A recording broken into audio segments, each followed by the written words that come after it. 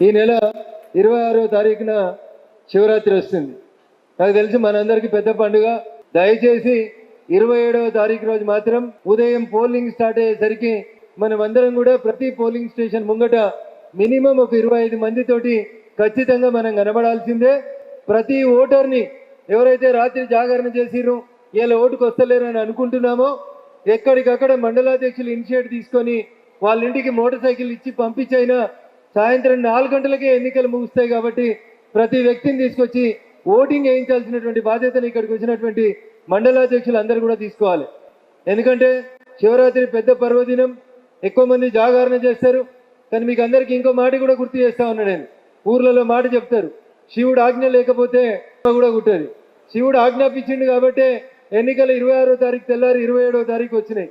కాబట్టి అందరు కూడా మంచి మనసుతోటి, పెద్దలు ఇద్దరు కూడా సేవాభావంతో, అటు అంజిరెడ్డి గారు కానీ ఇటు కొమరయ్య గారు కానీ వారు ఉన్నటువంటి రంగాల్లో, వారు ఉన్నటువంటి ప్రాంతాల్లో గత కొన్ని సంవత్సరాలుగా నిస్వార్థంగా ప్రజలకి సేవ చేస్తూ వచ్చినటువంటి వ్యక్తులు ఇద్దరు.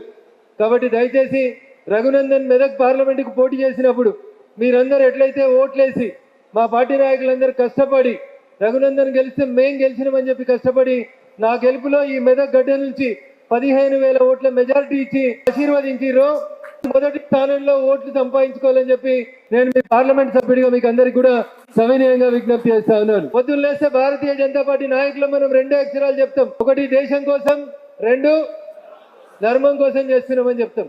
మరి ఆ దేశం కోసం, ధర్మం కోసం తెలంగాణలో భారతీయ జనతా పార్టీ అధికారంలోకి రావడానికి ఇప్పుడు జరుగుతున్నటువంటి మన 2 ఎమ్మెల్సీ ఎన్నికల్ని ఇష్టంగా గెలిపించాలనేటువంటి ఒక ఆలోచన రావాలి.